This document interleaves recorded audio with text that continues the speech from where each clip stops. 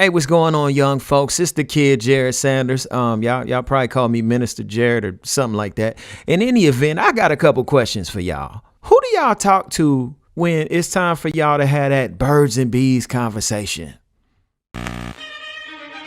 Yeah. 2. Yeah. Aye.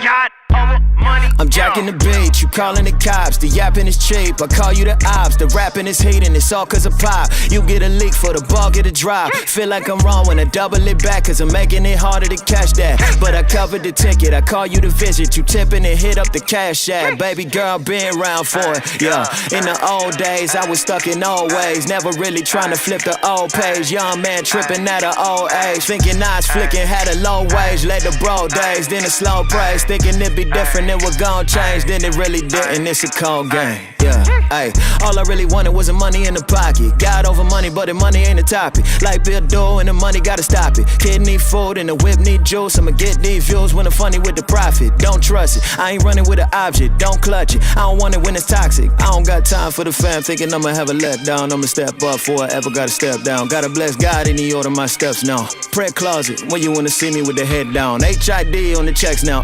check IG for the specs now, yeah. Yes, my G, I'm blessed now. Not a step 2, I'm a step round, yeah. Glory to God, all of my problems are bursting the flames. I wanted all of the static, he told me he had it, and now I'ma worship his name. Shout to the man upstairs, cause now I'm aware I was sinning and needed repentance. Now I'ma get it, whatever the Mr. Will, son like Dennis the Menace. Cooking the kitchen, he made me a chemist. Homie, I'm fixing a new plate. Said he's supplying, but I gotta quiet the noise. He making a souffle. Counting the blessing, I got an embarrassment of riches. I'm checking on new day. If I got it down the daily to win, I'ma double the L's like Cool J. Yeah, big guy. Homie, it's 3 and 1. Yeah, big guy. Homie, it's 3 and 1. Yeah, big guy. Homie, it's 3 and 1. Yeah, hey, big guy. Homie, it's 3. Yeah. My mama, man, she didn't play, man. My mama made us go to church. Made us. We ain't even sin yet. We still had to go to church. Now get up, you are going to church. Like, mama, can't the preacher come here sometimes? Hello, Misfits. Welcome to the Let's Talk About Sex Misfit Real Talk session.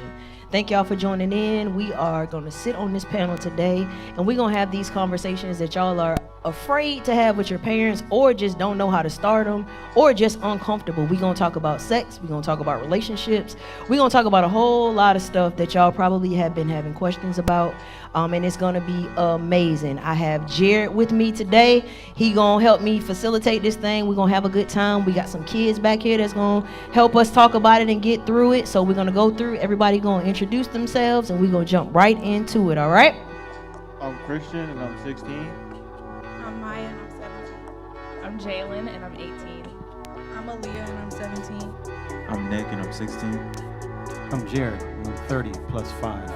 I'm a father and a husband, and I love Chick-fil-A and Jesus in my family, in that order. I'm just happy to be here, y'all. Like, seriously, that's all I'm here for. All right, thank you. Thank y'all for just taking time out to come and have these conversations. Again, this is a no judgment zone. So if you are a parent and you are watching this broadcast, this is to open up dialogue and communication between you and your kids. This is not for you to tell them what they think or how they feel. It's for you to be able to listen, have a conversation, so that when we teach our kids and we talk to them, they're getting the proper information from us and not learning stuff out there the wrong way. Amen. So it's going to be real. It's going to be raw. It's going to be live. It's going to be uncut. And what we wanted to do is just foster a good communication between you and your kid, or maybe you and somebody else's kid who, you might talk to about sex, in another way or whatever, but we want it to be a no judgment zone. Remember what it was like when you were 16, when you were 17, 15, or whenever. Remember those days and give them the same type of understanding that you would have wanted somebody to give you. Amen. All right, Jared. So I got a couple questions for you before we even get into these kids. All right. Okay. So when we came up in a different era. We came up, with, old school music, love music, cleaning up. We didn't have the internet like that. We came up kind of trying to not necessarily figure it out, but we came up, we had a little bit more fun. It was, less pressure with certain things. Right. So when you were 15, 16, still in high school, was relationships very important to you? Did you really want to be in a relationship? Did you want to have a girlfriend? Like, how was it when you came up? Hindsight being 2020, I would say, no. I wanted sex, S-E-C-K-S. So I didn't want a relationship though. I just kind of thought that in order to, like, I watched a lot of Disney movies, right? And when you watch Disney movies, you understand that they don't just get to the happily ever after. They get to the point where, like, there's a guy who likes a girl and they get in a relationship first. So I felt like the only way I was gonna get to the destination, which was, doing the do, I had to get in a relationship. And back then, when I was in school, it wasn't really cool to be known as, a thought, right? It was cool. Everybody kept it quiet. They didn't do that in public. So for me, I was like, well, let me kind of hide that by having some girlfriends so I could get to the end goal. So the pressure really, it wasn't a goal for me to have a relationship. It was a goal for me to do the thing I needed to do to get to the ultimate goal. So that's kind of what it was for me. All right, so your relationship, basically, the ultimate goal during that time was sex, Right. but it was attached to relationship. Right. Right? And that was what, 1990? Well, when I was in middle school, that was about 98. 1998. Yeah. All right, let's fast forward. So y'all are, what's considered millennials. Y'all are in 2021, y'all out here. Is relationships really important to you guys? Like, is it something that is, like, y'all are looking to be in? And if so, why is being in a relationship so important to you? I'm gonna start with you, Jalen. Why is it? I wouldn't say that it's a top priority for me, but I also wouldn't mind being in one.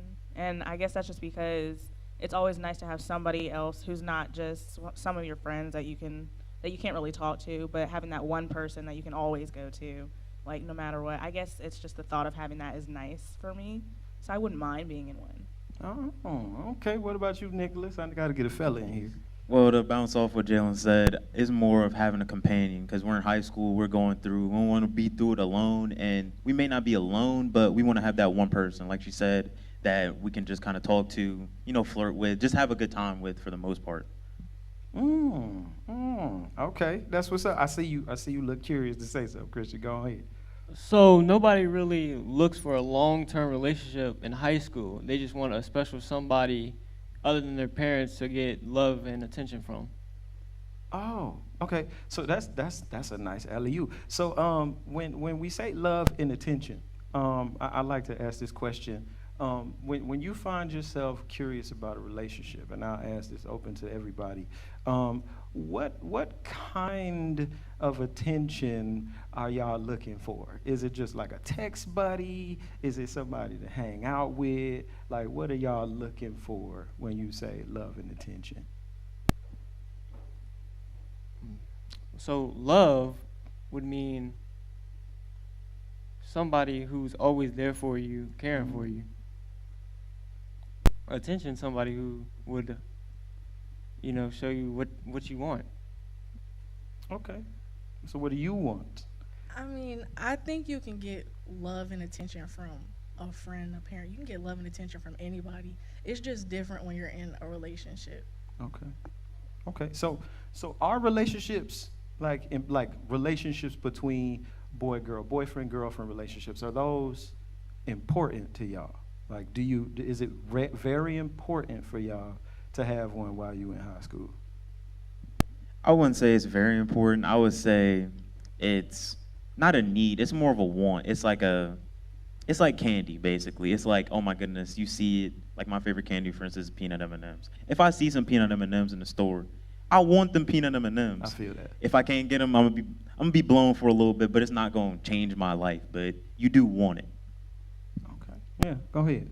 And for some people, it's also kind of like a norm or an expectation that they want to have throughout their high school like life or something like that. They kind of just want at least one person so they can say that they had that experience in high school too.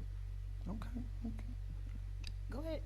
And like she said, like it's our expectation. Like you said earlier with the Disney movies, we grew up on High School Musical and Victorious and iCarly, where they were going through high school with boyfriends and girlfriends. So it was kind of our expectation growing up, like, oh man, we need this to get through high school.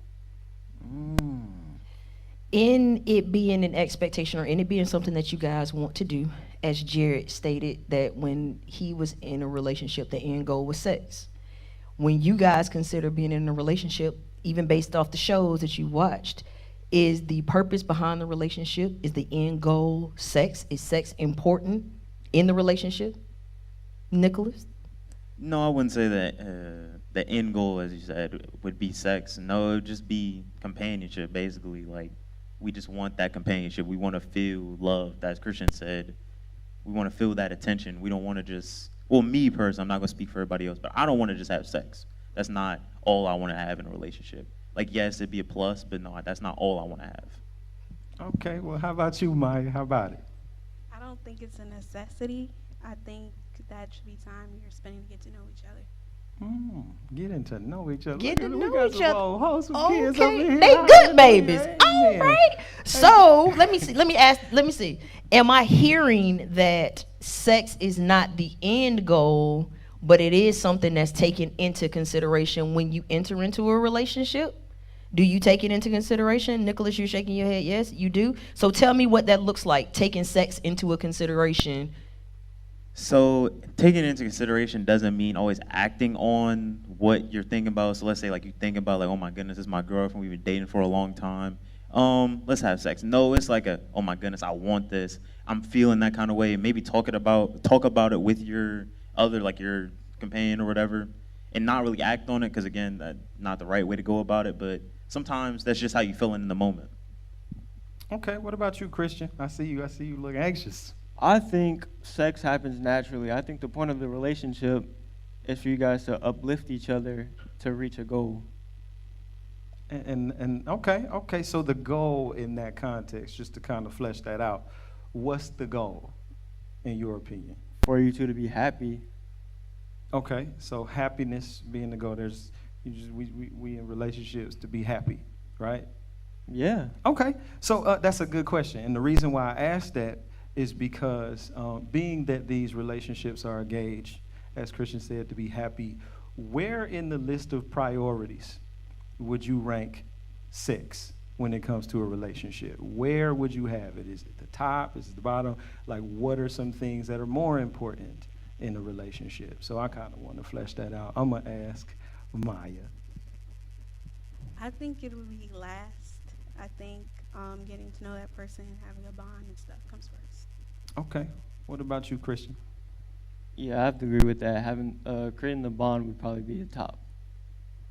Okay. We'll go across, actually. We'd make it easy. How about you, Jalen? Yeah, that would probably be the same for me. I think getting to know that person and getting to know their views and where they stand on certain things, that's probably more important. Okay. I agree. I think having a connection with someone, knowing them, not just like knowing their favorite color, but knowing them on a deeper level as well, is more important than sex. Yeah, I agree with everything that everybody else said, and also like knowing those little things about the person. Like we talked about this earlier, just knowing like simple questions that if your mom was supposed to ask you, like, oh, what's your girlfriend's middle name? And you just sit there blank. No, you want to be able to know that stuff. Like, no, just a little stuff about that person. Okay. So I got a question. If everybody agrees that getting to know them on a deeper level is more important than sex, like it's, that sex does not rank high, when does it cross over? When does that change? Like, where do you reach? Like, what's the level that you guys get to where then it's like, okay, now sex is what I'm ready to do? What is the determining factor about, okay, I'm ready to have sex with this person? I think it's just when you're both ready and you're mature enough to engage in that act. I mean, I think it just depends on the people and how comfortable they are together. Okay, do y'all feel any pressure let's say you like somebody a whole lot, right? You've gotten to the point where you know their middle name, You know their favorite color. You know what school they went to when they was 5 years old, and their shoe size and stuff like that. Is there any pressure once you feel like you know somebody to say, hey, maybe we should have this conversation about this thing? Is there any pressure to bring that up? No, I don't think there's pressure necessarily to bring it up. I think it's more of, so I'm a junior in high school. If I start dating someone in a junior, I would not be like ready mentally to have sex with that person until I'm in college, at least. Just because, again, high school relationships are short term for the most part, and finding that one person that, oh man, you're gonna take my virginity, you're gonna take me to the next level, I'm gonna wanna marry you. So I'm not just gonna give it up to you after 5 months, 6 months of dating you, if I done went this far without it. Oh, okay. I like this. Y'all deep. I'm over here like, man, I wish I thought like you when I was y'all age. And that's good. What about you, Aaliyah?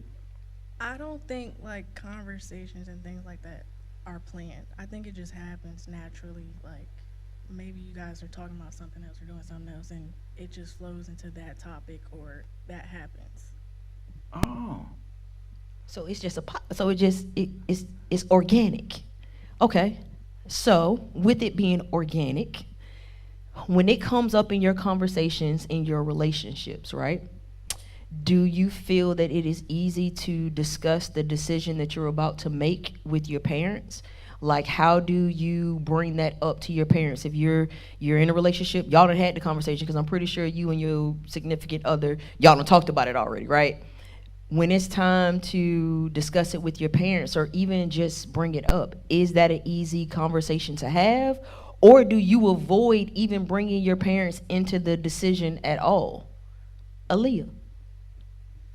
Um, I avoid it. I'm not comfortable talking about that with my parents. I mean, if they were to bring it up, it's weird to talk about. I mean, I would discuss it if they initiated the conversation, but I wouldn't.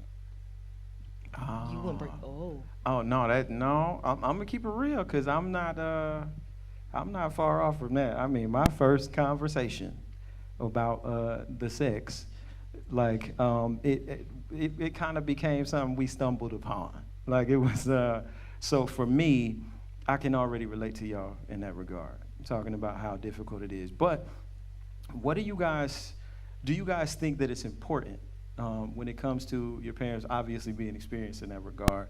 Do you think it's important for you guys to try to introduce the conversation?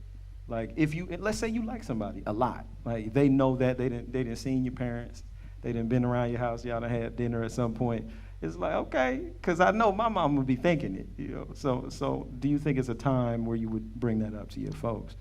I don't know. I feel like the conversation shouldn't be just planned. Oh my goodness, I'm gonna think this out and then just ask my parents to start talking about. I feel like it should just be spur of the moment. You're watching a movie and you see some in the movie. You just talk about like, how would you feel if I was doing that? And then it just spurs from there instead of just. Or just throw it at them. Instead of just talking about it, because one, you catch them off guard. If you just, so I know for my parents at least, if I was to sit them down and just start talking about it or like plan out a conversation, I would stumble up and not talk about it the right way. I would come off the wrong way and they wouldn't fully understand what I'm feeling. But if it's just spur of the moment, oh, I'm watching a movie and I thought about this and I asked them the question, they're not gonna know what I'm talking about. They just gonna answer the question. I'm gonna get some feedback from them. Oh, okay. They're gonna put the parents on trial. Throw it right at now. us. Hey, check this out. I like, hey, this scene right here. Like, if I did that, I'd be cool. Okay, so if so you guys feel like, what I take from that, you feel like that a bulk of the weight of responsibility is on us as parents to initiate the conversation and talk to you guys about it. Is that more of the expectation, or or no? Like, Yeah, what you think, Christian?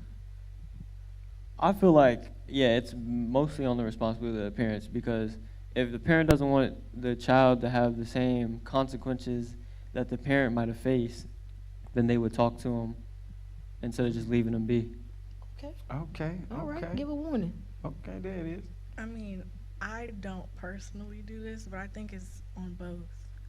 Like, they probably have experienced it, and they could tell us how it went or tell us how they feel about it. But at the same time, a kid or us, we're not gonna want to start that conversation. It's weird.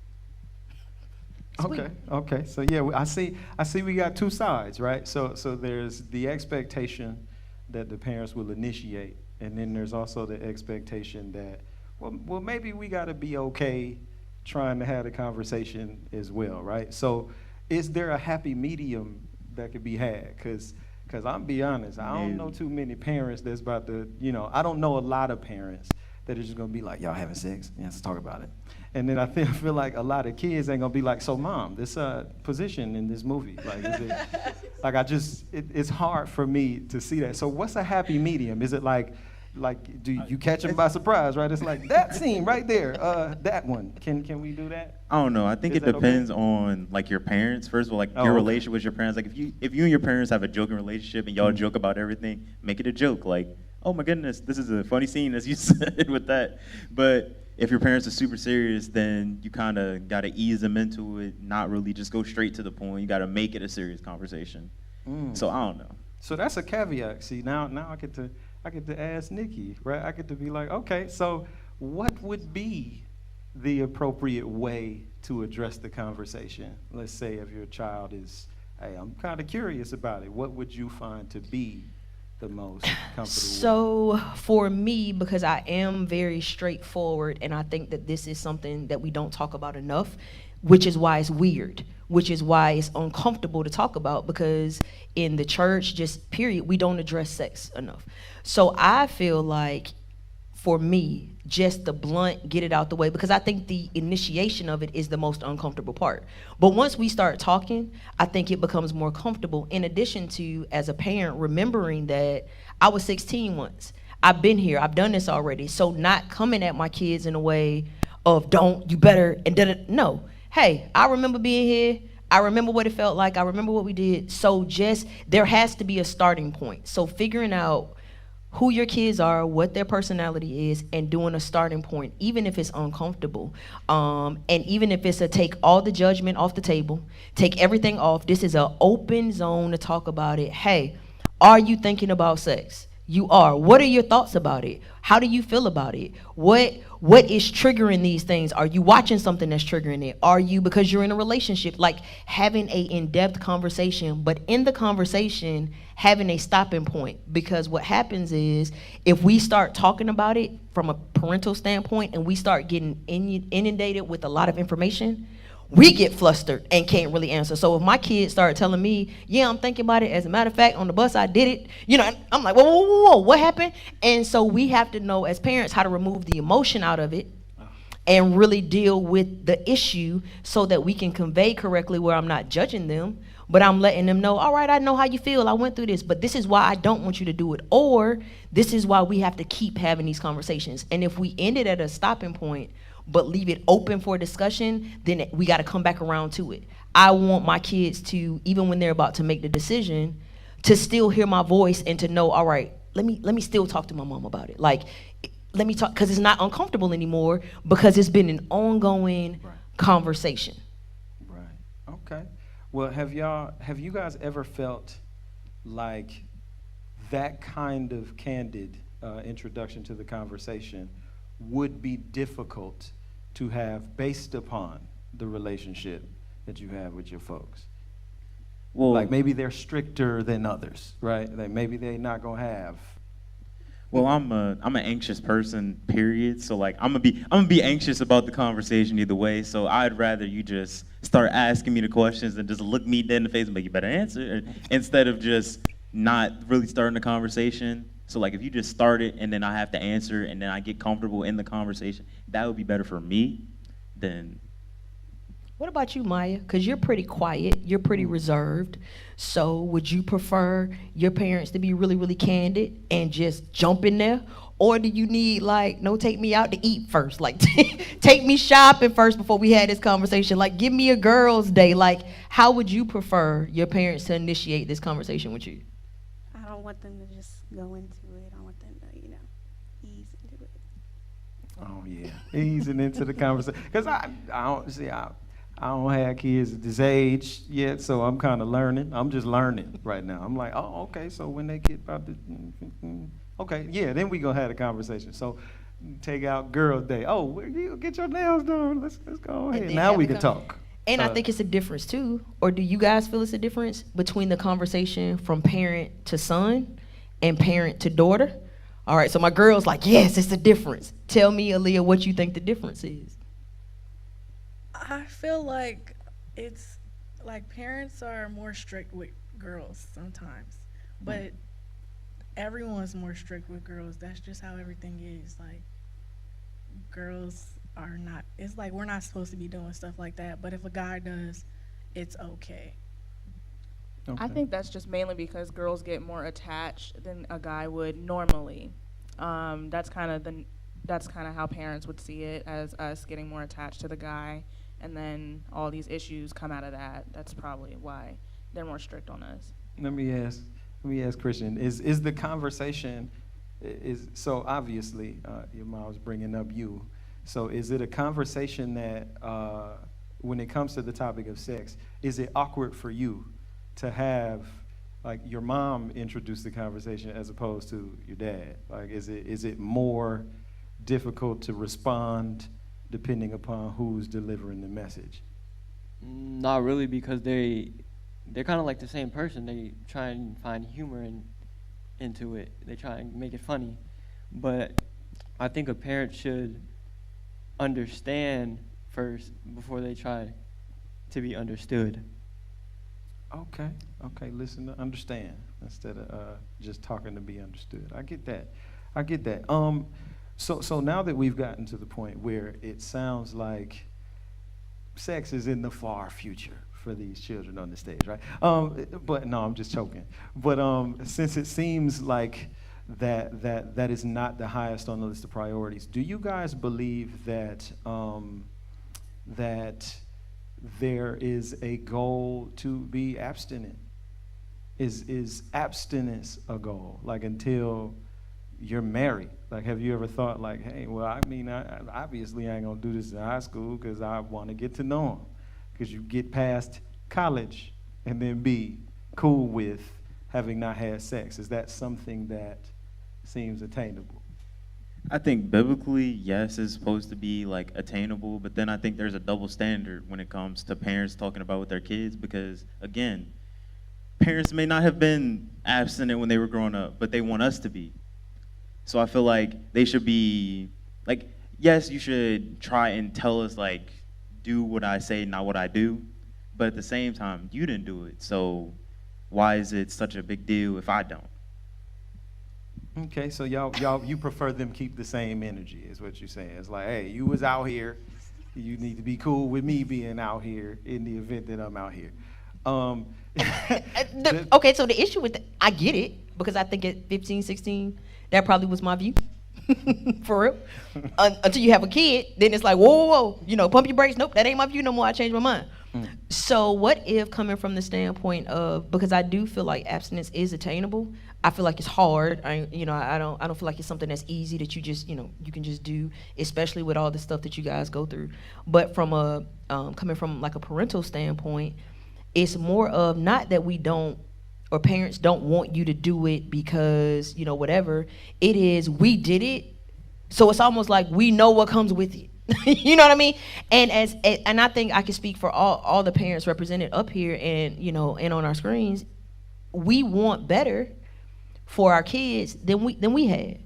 So it's not coming from a place of, don't you do it. Do what I say, not what I do. More of, be better than me. Be better than I was. Like, make better decisions than me. And if any information I can give you about sex and not getting, because you made it clear, like sometimes we get attached when you have sex. Like, it's from a place of, I just want you to be better. We just want you to be better. But in us wanting you to be better, you guys consider that like a double standard? Yeah, it seems like a double standard, because I don't know, it's not voiced the right way. It's not voiced as a do better. It's voiced as a, you do this, there's gonna be a bunch of wrongs that happen. Like, okay, when you did it, did you just do it and didn't care about the wrongs, or did you get caught up in a situation and you were having a good time and, oh, you had sex? Ooh. That may have been how it was. So if that happens to us, why is it such a big deal when it wasn't that much of a big deal when you got caught up in the situation? Yeah, so it comes off really rigid, right? I would say this in hindsight, and this is just me being transparent as somebody who's trying to be honest. I wish, hindsight 2020, that I didn't have sex until I got married, right? And I only say that because, and I also wish I had listened when people were saying, don't do that. Like, no, there's all these other things that come with it. And the main reason why is because, my desire to say, well, that ain't gonna be me, right? I'm mature enough, I'm old enough, I could do this. I'm gonna be able to do this and be a normal, functional, rational adult. And that didn't happen that way. Like, so I would say that in hindsight, we never really get the opportunity to see in 20 years into the future, right? And a lot of times, because we're so desiring to live for today, that we never actually process like what this decision is gonna make. Like, it takes one decision to change the trajectory of your whole life. So there's people that I decided to share my body with that I ended up years down the line being like, why did I do that, right? Like, and so I only say this to the young people watching, and even to y'all, like, sometimes it doesn't make sense when you're hearing it from somebody who did it before. But I think, to piggyback off of what Nikki was saying, it's like, look, I've seen where this can go, and you may not understand it now, but if you jump into this, there are a lot of other things that can come. So it's not, I would say, even in defense of the parents that come off rigid, it's like, look, we done been through this thing, and almost all of them, there's a unanimity about this whole thing. Like, all these parents are saying the same thing. So maybe, just maybe, whosoever will let them hear, maybe it's some truth to it. Maybe it's like, hey, chill. And I'm not saying that to say don't. I'm saying chill. Like, maybe just to hear it.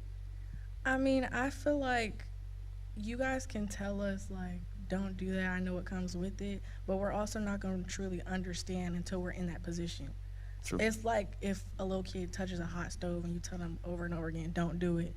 And then when they see it's hot and burn their finger, they're like, okay, I'm not doing it anymore. Mm-hmm. Now, I would say that's a great illustration. So the question is, what if the equivalent of touching the hot stove is getting chlamydia? Like, you was anxious, right? You was like, oh, I'm gonna touch this stove now, it's hot. And then you touch it, and now you burnt. And you like, literally, like, for right. real. Literally. Like, and so I only say that because I like that illustration. And the only reason I say that is because why don't we ever just think, yeah, I see the heat emanating from the stove. I feel it when the oven opens. Why do I want to touch it anyway? Like, it don't feel good when I'm close to it.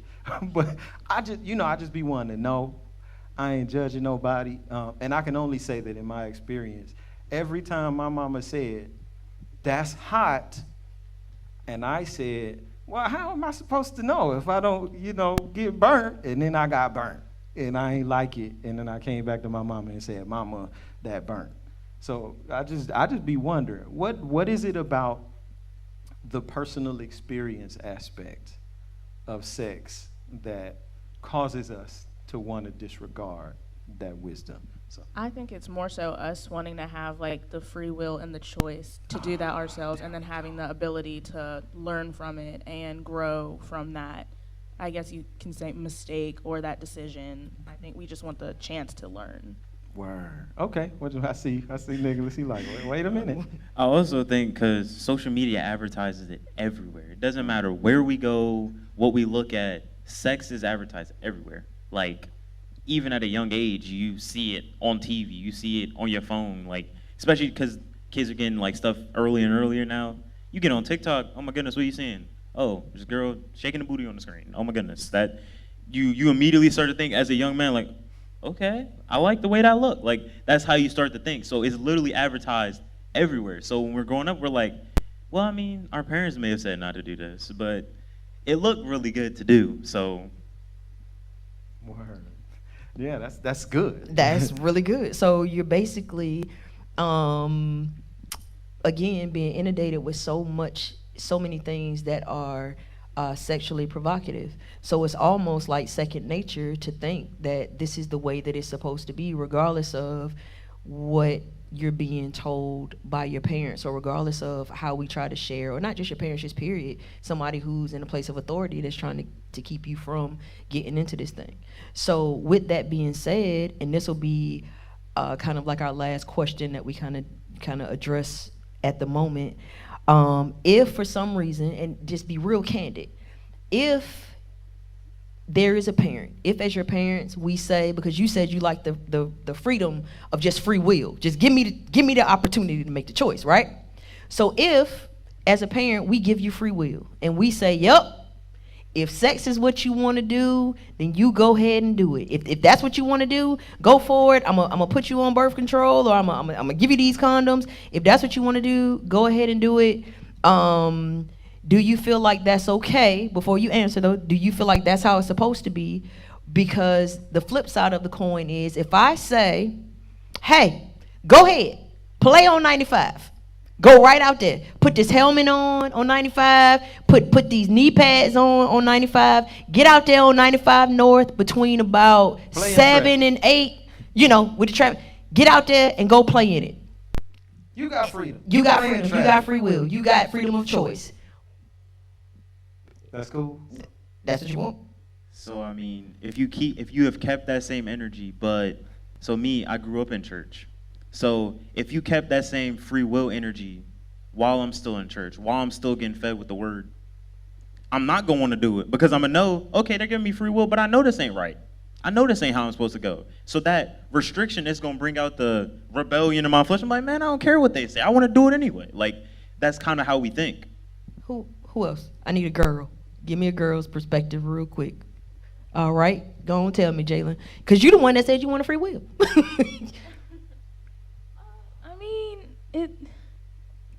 It all depends on how you were brought up, first of all, because if you were brought up in church, then it's kind of like, even though you do have the choice, you're going to be able, I think that's kind of the whole point. If you have the choice, but you know how you were raised, you're going to be able to choose for yourself that it's not right, and not just having somebody in your ear telling you, oh, don't do this, don't do this. You're going to be able to choose for you that it's not right.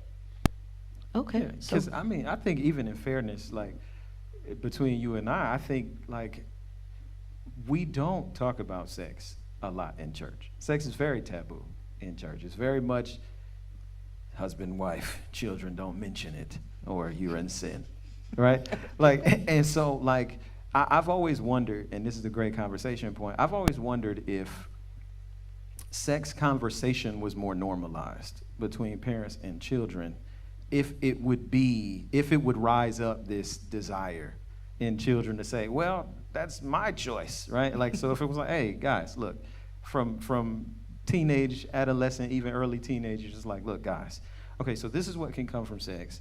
This is why husbands and wives are given this marital privilege. This is why these things take place. If this was a conversation that was normally had and not so taboo, do we think that children would be so inclined to just say, hey, that stove look hot over there, I'm gonna touch it, right? So I've always wondered that, and I think that this is an awesome conversation to have. I'm glad that we're doing it. So ending on that is what this panel was meant to do. The conversation, to spark the conversation between you and your kid, to normalize the sex conversation.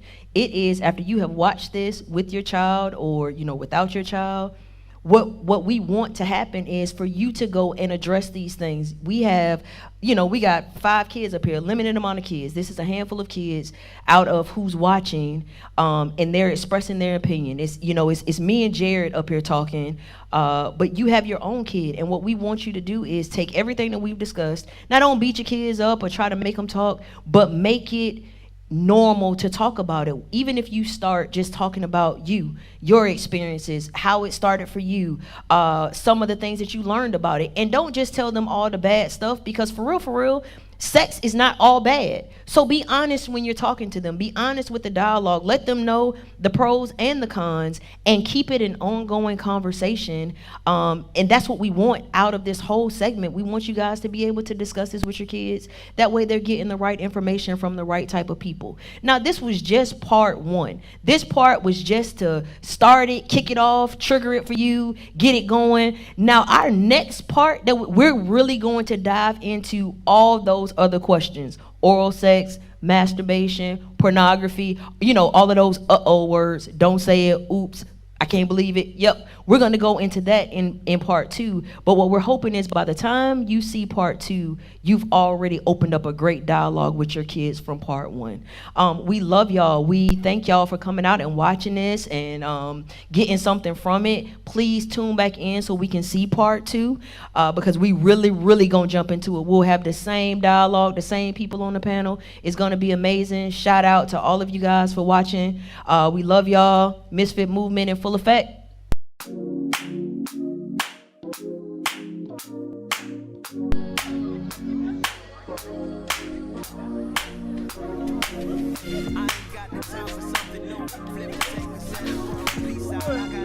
It's not really. There we go. Okay. So yeah. So I just was talking the whole time, just trying to figure out if you can hear me. Y'all can hear me? Okay. Cool. I'm loud though. Y'all can hear me? Just talk. Okay, I'm talking. Louder? I'm not talking loud enough. Okay. Project your voice.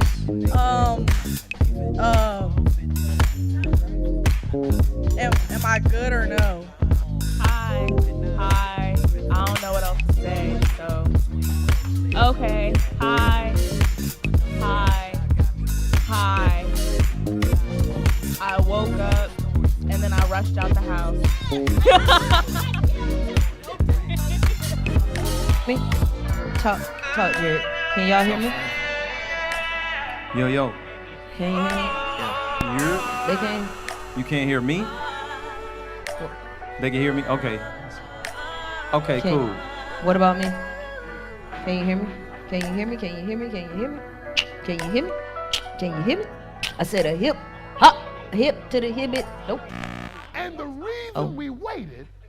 Hey. Oh, it's an interlude. Yes, in there. I think we're listening to Hope. Is that Hope? What? It's a skit. I was like, wait a minute. This is not for the okay. I didn't know what we were doing. Y'all funny, man. You the one that put. Sorry. You're like, wait. Because before we was like, this is not rap. This is not. This baby shark? That forgiveness. I got a question though. So would you think it's cool if a person was really out here and they was experimenting and getting as liberal as they possibly could with their bodies? Would you think that it's important for them to, at the very least, make their parents aware that this is happening? Go ahead, Nicholas or Jalen. I think it is important to at least, try and bring it up with them, but that also depends on your relationship with your parents. I know that nowadays it's not the floppy disk. Now it is literally right at your fingertips. Literally, like get online, you can just type the wrong search word, and the next thing you know, you got everything popping up on your screen, right? Do you guys feel like in this day and age that porn has affected the way that you see sex? Nicholas, do you feel like porn is something that because you see it all the time, and it doesn't have to, when I say porn, I don't mean just the ones that you got to get on the XXX, website. I'm talking about just period. Like from the commercials with the innuendos to, the TikTok, Instagram. Do you feel like it affects how you view sex? Like how your perception is about what sex is and what it should be and what it should look like? The problem with that, with saying that oral sex is sex, is that you can relate oral sex to masturbation, and I don't count masturbation as sex because you're not actually putting it in. But You're you putting know it what in oral order. sex means?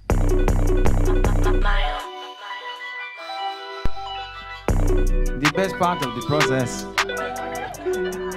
I get to go back to my accent. There's going to be another one.